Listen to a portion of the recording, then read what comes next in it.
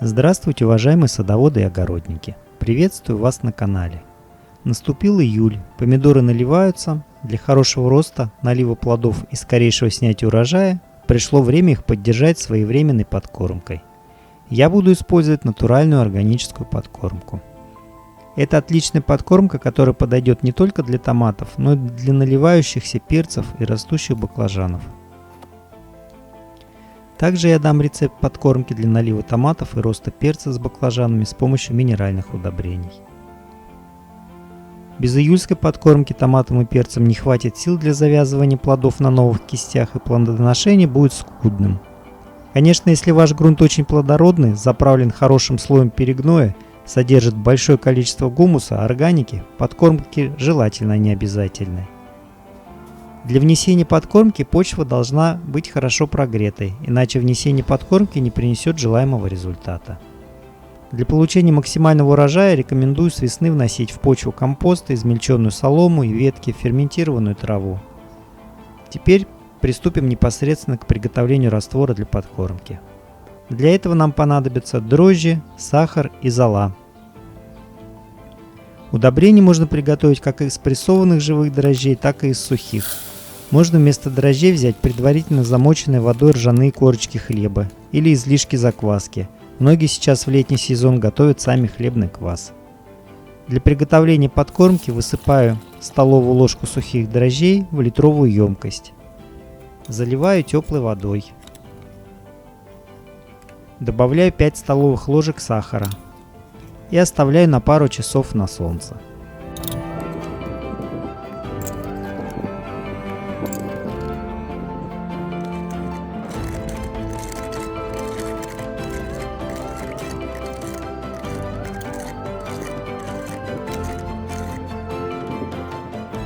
Этим временем готовлю настой золы. Это второй компонент для моей подкормки. 1 стакан золы высыпаю в литровую емкость, заливаю золу кипятком. Хорошо перемешиваю и оставляю настаиваться на пару часов, пусть остывает.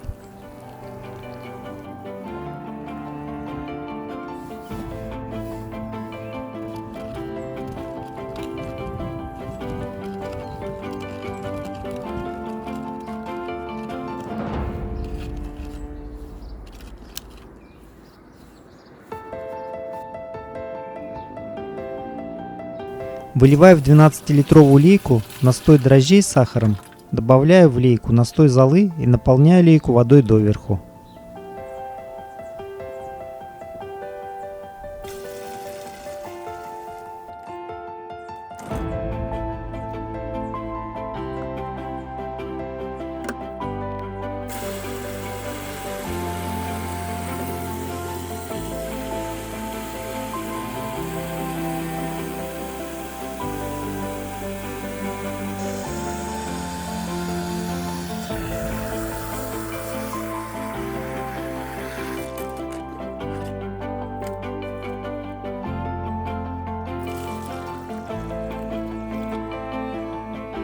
Подкормку провожу по предварительно политому грунту, по 1 литру подкормки под куст томата, перца и баклажана.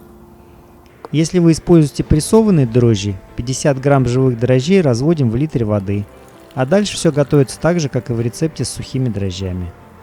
Дрожжевая подкормка для посленовых очень эффективна, так как грибки, содержащиеся в дрожжах, начинают активно перерабатывать органику, содержащуюся в почве, улучшая усваиваемость растениями микроэлементов и минералов, которые уже есть в грунте.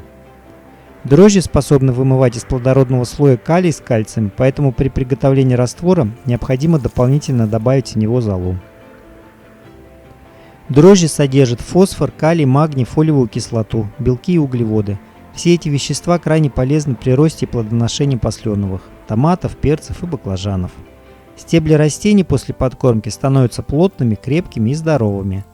Удобрения из дрожжей недороги и легкодоступны. В любом магазине можно купить пакет сухих дрожжей и приготовить подкормку для растений.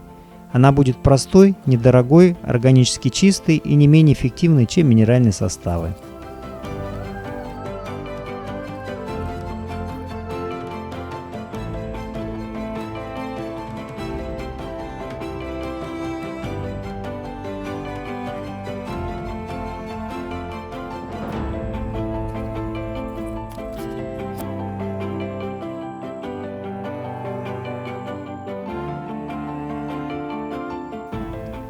Для минеральной подкормки в период налива плодов рекомендую пользоваться удобрением с формулой 6-14-35, где 6% азота, 14% фосфора, 35% калия.